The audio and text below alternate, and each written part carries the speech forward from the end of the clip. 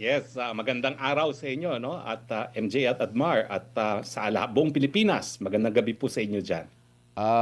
Para daw na traidor si Madriaga dahil sa kabila daw ng kanyang pagsisilbi doon sa pamilya Duterte. Abay, sinampahan daw po ninyo kasi ng kaso. Kaya ba siguro naging emotional ba siya doon? Or ano masasabi niyo po doon, attorney, sa mga pahayag ni Madriaga? Well, tingin ko talagang nag-a-aspire na maging artista to si Madriaga, no? Pero napakapangit na kanyang pag-akto dahil wala naman siya nakumbinse. Unang-una, wala pong kahit anong pruweba na kakilala man lang siya ni Presidente Rodrigo Roa Duterte. Hindi gaya ng mga larawan na napakita niya na kasama si VP Sara na mga larawan na kinuha ng oath-taking ni Inday Sara Duterte at talaga namang naroon ako nung pagkakataon na yon at siguro mga 4 na oras ang ginugol ni Inday Sara para magpa-picture-picture. And isang larawan wala naman napakita itong si Madriaga na kasama si Tatay Digong. Bukod pa dyan, na ano raw siya, parang na-traitor siya. Paano siya matatraitor? Hindi naman siya kakilala ng mag-ama. At ang sinasabi niya na ako daw ay meron ng personal na galit sa kanya, kaya ako sinampahan siya ng kaso. Una-una, wala po akong kasong sinampa sa kanya. Ang nagsampa ng kaso sa kanya ay ang PNP Anti-Kidnapping Group, no? Dahil sila po nag-imbestiga ng kidnapping ng dalawang Filipino-Chinese. At ang nagtestigo laban sa kanya ay kasama po yung dalawang biktima. Pero hindi lang po dalawang biktima yan. Meron pang 8 mga iba pang mga biktima na nagturo na itong si Ramil Madriaga ay kasama talaga doon sa mga nag-kidnap nitong dalawang Filipino-Chinese neto. So talaga naman pong napakasinungaling nitong si Ramil Madriaga at isa pang nais kong idagdag, nung kami po ay nagpe-preliminary investigation sa piskalya, wala pong ganyan sinasabi si Ramil Madriaga. Dahil kung siya ay naging empleyado talaga ng gobyerno, dapat sinabi niya yan dahil yan ay ebidensya na siya ay isang mabuting tao. Pero wala pong ganyang sinabi si Ramil Madriaga, biglang-bigla na lang niya sinabi na siya daw po ay malapit na malapit kay Inday Sara. Ang sinasabi lang niya, at ito naman po ay nakasulat, no, ay yung mga panahon na nangyari ang kidnapping, di raw siya po pwedeng ma-involve doon dahil nag-attend siya ng isang meeting ng isang parallel group, yung ISIP, no? Pero ang sabi naman ng piskal at sabi rin ng hukuman, no, yan ay hindi malakas na ebidensya dahil ang alibi is the weakest defense. Opo, no?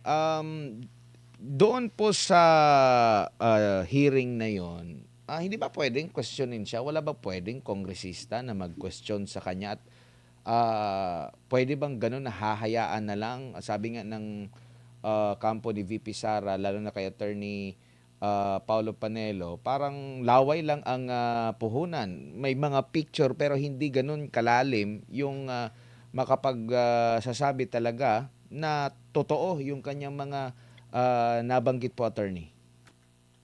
Wala po talaga silang intensyon na tanungin niyang si Madriaga kasi talagang bibigay po yan. No? Una-una, ang tanong ko lang sa kanya, bakit ngayon lang niya sinasabi ito? Bakit nung panahon ng preliminary investigation, hindi niya sinabi na personal vendetta ko lang to labang sa kanya? Hindi ba dapat doon pa lang sinabi na niya? Bakit ngayon lang niya linalabas ito? No?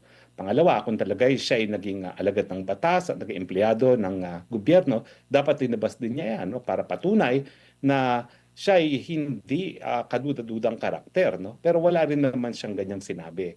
Pangatlo, yung mga sinasabi niya na siya ay malapit, nag-empleyo, anong gagawin niya? Dininay. Nag-file pa nga ng perjury case ngayon si VP Sara. At ang tingin ko nga, dapat itong impeachment na ito itigil kasi merong prejudicial question. No? Dahil pag napatunayan na nagsisinungaling si Madriaga doon sa pagiging malapit niya at naging empleyado siya ni VP Sara, wala na talagang ebidensyang tatayuan itong testimonya ni Madriaga. Opo, simula nang kayo po ay maging tagapagsalita ng Pangulo, attorney, napapansin niyo na po ba itong si Madriaga? Never po, never. Kaya nga po ako nagtataka. Kasi nung 4 na taon na ako'y naging tagapagsalita, ang aking hiningi lang nung ako'y iniwan ko, upo ako sa Kongreso para maging tagapagsalita ay 24/7 access kay Presidente, no? At lahat po halos ng pati mga schedule, pinakikialaman ko dahil kahit ano naman po pwede itanong sa akin ng media, no? Ni minsan, hindi ko po nakita yan sa mga tao na nakausap ni Tatay Digong. Ni minsan, sa mga ikot-ikot namin ni Tatay Digong, hindi ko po nakita yan. At ganun din naman nung panahon ng eleksyon. Hindi ko rin nakita yan nung panahon ng eleksyon. No? Nakita ko na lang siguro yan, yung larawan niya na nandun din pala siya sa Davao sa oath-taking. Pero ni minsan, hindi ko namataan yan, hindi ko narinig ang pangalan niya. Ang kauna-unahang pagkakataong nakita ko siya, akusado na siya sa 2 counts of kidnapping for ransom, dyan na po sa Department of Justice. Attorney, sa pagkakaalam nyo po, yung role ng Kamara sa ginagawa nila ngayon sa impeachment, same din ba ang role nila sa common na nagsasagawa sila ng mga inquiry in aid of legislation? Hindi po kasi nakasaad sa saligang batas, ang papilang nila ay ng una to determine sufficiency in form and substance and to determine probable cause. No? So sila po ay tumatayong piskal. At ngayon po, ang status, dahil nga mayroong impeachment complaint, para po yung preliminary investigation sa piskalya. At ang desisyon ng Kamara mismo, hindi po pwedeng lumabas doon sa 2 complaint na kanilang tinanggap at kung ano man ang ebidensya na hindi kabahagi ng complaint na yon ay hindi po pwedeng gamitin. Kaya nga po nagtataka ako, ano itong clarificatory question na ginagawa nila, samantalang wala naman ito mismo doon sa petition or mga complaints na naisampa sa Kamara de Representante. So hindi pa po tapos ang usapin sa Korte Suprema kasi nga po, paulit-ulit na, ang dami ng kaso ng Korte Suprema na nadesisyonan tungkol dito sa impeachment, hindi pa rin natututo itong kongresong ito. No? At ang tingin ko, ang kinakailangan biglang linaw ngayon ng Korte Suprema is in determining probable cause, pwede ba silang lumabas doon sa mga bagay-bagay na nakasaad mismo sa impeachment complaint? Sa tingin ko, hindi po.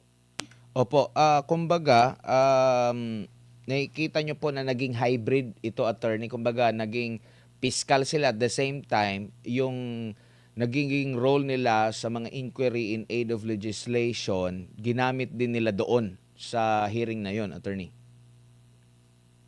Well, hindi ko po masasabi yan kasi whether be it in aid of legislation or as a body which is determining probable cause in an impeachment complaint, kinakailangan may relevancy ang kanilang mga hinihingi sa mga resource persons. Ano pong nangyayari ngayon, nauulit po yung karanasan ko dyan sa Kongreso. Na bagamat ang hinarapan ko ay hindi impeachment complaint, ang issue rin is yung mga hinihinging salin, mga tax declarations, yan ba ay relevant sa gawain ng Kongreso. Yung aking investigasyon, may kinalaman po yun sa Pogo. Dito naman kay BP Sara, may kinalaman sa impeachment. Pero lahat po yung mga bagay na hinihingi nila, wala talagang relevancy. Kaya nga nalulungkot ako na yung aking petisyon ay na-dismiss by reason of mootness kasi daw tapos na yung arrest warrant na inisyu ng 19th Congress. Pero nakikita natin na nauulit muli yung ginagawa ng Kongreso na paulit-ulit na umaabuso sa kanilang kapangyarihan, humihingi ng mga ebidensya, gayong hindi naman dapat sila humingi ng ebidensya dahil sa isang impeachment proceedings, dapat lahat ng ebidensya nakakabit na sa impeachment complaint. Opo. Bilang piskal po, lalo na dito sa impeachment, dapat pa rin po bang nakahawak siya sa timbangan at nakapiring bilang isang piskal, attorney? Dapat po kasi unang-una, ito po isang constitutional process. Ito po ay sagradong katungkulan ng mga mambabatas, no? Na hindi sila dapat nagsisimula ng impeachment complaint na walang merito at mas importante, hindi na nila dapat ginagamit ang impeachment bilang sandata laban sa mga kalaban sa politika. Pero malinaw po na sa ngayon, walang kaebidensya, nagsusupina pa sila, humihingi pa sila sa AMLAC. Ibig sabihin po, talagang walang basihan itong mga impeachment complaint na ito at ang pagpapatuloy po ng kanilang pagdinig ay para lamang masira ang ating Vice President. Opo, kasi ang ikinabahala din po kasi ng ilan sa mga supporter ni Vice President Sara Duterte, pinayagan lang na makapagsalita, hindi dinidebank, no? After noon, mismo yung sa outside na ng mismong hearing, doon na lalo na yung halimbawa doon po sa painting na sinabi ni Madriaga na galing ito sa kanyang scholar na taga Laguna, yun pala mula pala sa angkan ng mga mayayaman na mga gaisano, yung tanyag pala na pintor yun at ibinigay yun during sa pagka-mayor niya at ikinumpara nga yung painting na sinasabi yung larawan masyadong malayo doon sa actual na painting. Tapos yung simpleng pagdadala ng bond paper na may pangalan ni Madriaga, lumalabas na napakarami palang ganun ang style sa greetings ni Vice President Sara Duterte. Yet, wala tayong nakikitang pumapalag, lalo na doon sa mga nagsasalita, doon sa involved sa hearing. Pero against kay VP Sara, ang daming nagsasalita, attorney. Well, malinaw sa akin na kaya hindi nila sinubject to kahit anong questioning si Madriaga, kasi nga lalabas na nagsisinungaling siya. Kaya ang gusto nila statement of falsities at wala nang tanong, dahil kapag meron pang tanong, lalabas at lalabas ang katotohanan. Hindi lang po si Inday Sara at Duterte ang sinisiraan nitong Madriaga, pati po ako, no? Pero sa akin po, at least ako nakapagsasalita na paano naman na masasabi na personal vendetta pagsampa ng kaso ko, meron mga biktima nagsabing nangidnap siya talaga, no? At isa pang masakit, marami rin siyang kasinungalingan na sinabi na tungkol kay Tatay Digong, na alam nating hindi na mapapasinungalingan ni Tatay Digong dahil siya ay nakakulong, no? So hayaan mong pasinungalingan ko ngayon sa ngalan ni Tatay Digong. Una-una, di po siya kilala ni Tatay Digong. Dahil hindi siya kakilala ni Tatay Digong, di po siya pagkakatiwalaan sa kahit anong pag-uutos, lalong-lalo na yung mga sensitibo ng mga pag-uutos. Pangatlo po, di po tumatanggap ng pera si Tatay Digong para panuhol. At pang-apat po, hindi po ever na nagbigay ng pera si Tatay Digong dyan para bumili ng Ducati. Dahil wala naman pong Ducati na 25 million siguro. At syempre po, pagdating doon sa mga sinasabi niya na nagpaplano raw si Tatay Digong para mapatalsik itong si Marcos Jr., kung gusto pong gawin ni Tatay Digong yan, matagal nang natanggal si Marcos Jr. Kaya lang po, ayaw ni Tatay Digong yan dahil bilang isang abogado, gusto niya lahat ng proseso sang-ayon sa saligang batas. To be fair to Tatay Digong, sinasabi ko po ngayon, lahat ng sinasabi niya tungkol kay Tatay Digong, puro kasinungalingan at hindi ka panipaniwala. Opo, attorney, si MJ po ito. Good evening, sir. Sir, Yeah, kung good evening. kung inyo pong gagalugarin ang mundo ng cyberspace, wala naman po nagko-corroborate sa mga statement ni Madriaga, kundi itong mga vlogger na inuulit lang yung kanyang mga sinabi doon sa hearing. Pero, yung 18 ex-soldiers na kumpleto po ng resibo, may picture, may phone records, abay, tahimik po ang mga nag-iimbestiga dyan po sa House Justice Committee.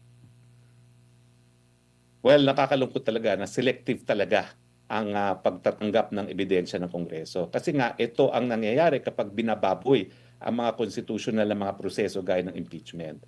Tama ka, no?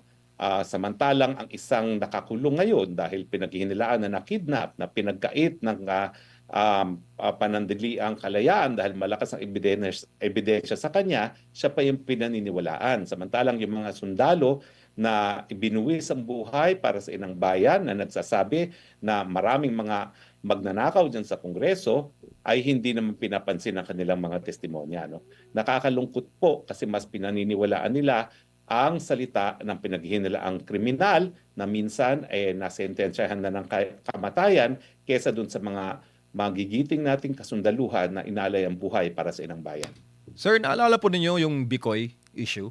Maalala mo dun, sir, dito sa kay Madriaga?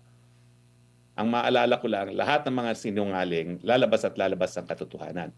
Kasi alam mo, in my 30 plus years of being a lawyer, napakagaling yung roots of evidence. Pag in-apply mo talaga ang roots of evidence, hindi makakalusot ang kasinungalingan. Kaya nga, ayaw nilang tanungin itong Madriaga dahil lalabas at lalabas na sinungaling talaga itong mamang to. Opo, tsaka sa Facebook post po ni Congressman Marcoleta, tama kayo, sir, sinabi po ni Congressman Paulo na hindi raw pinababanggit sa Justice Committee hearing yung criminal records nitong si Madriaga. Imagine, sir, doon po siya mismo sa hearing, pero ayaw daw ipabanggit doon sa pagdinig itong criminal record nitong si Madriaga. Congressman na po mismo ang nagsasalita nito, Attorney Harry. Napaka-importante na nung minsan na sentensyahan na yan ng kamatayan para sa kidnapping. And yet, yan ang pinaniniwalaan ngayon ng Kongreso. So sa akin talaga, moro-moro itong nangyayari sa Kongreso. Nakakalungkot dahil minsan ako'y naging kabahagi ng Kongreso. Hindi dapat ganyan ang gawain ng mga kongresista na sumumpa na itataguyod ang ating saligang batas. And yet, ang ginagawa nila, ang isang proseso na sangayon sa saligang batas, binababoy para masira ang mga kalaban sa politika. Opo, ano naman po sir sa inyo pong pag-iikot dyan sa abroad, ang sapantaha ng ating pong mga kababayan hinggil dito sa impeachment kay Madriaga at sa nangyayari po ngayon sa ating bansa? Galit na galit itong mga Pilipino na nakakahalubuy ako, no? Dahil ang buong mundo nakatutok dito sa problema na dulot ng putukan sa gitnang silangan. Sa Pilipinas lang talaga na ang inaatupag ay politika at paninira sa kalaban sa politika. Kahit saan ako pumunta, kahit anong bansa, tutok sila kung paano maibsan ang kahirapan ng kanilang mga kababayan. Dito lang sa Pilipinas, politika ang pinaiiral. Opo, tsaka may iba lang ako ng konti pero kaugnay pa rin sa mga nagaganap sa Pilipinas. Marami rin kasi sir nagko-question na bakit parang mas nauna pa yung arrest warrant no ni Congressman Kiko Barzaga kaysa po dito sa mga involved sa korupsyon sa flood control. Anong take niyo diyan, sir? Well, talagang yan ay patunay na dito sa Pilipinas, kung ikaw ay makapangyarihan, kung ikaw ay kaalyado ng presidente, kahit anong kasalanan mo, hindi ka man lang papa-aresto yan, hindi ka man lang sasampahan ng kaso. Samantalang mga kalaban ng gobyerno, kasama na ako doon, at si Kiko Barzaga, kaagad-agaran nag-i-issue ng mga mandamiento de arresto, miski walang merito ang mga kaso. Opo, huli na lang po sir sa aking panig.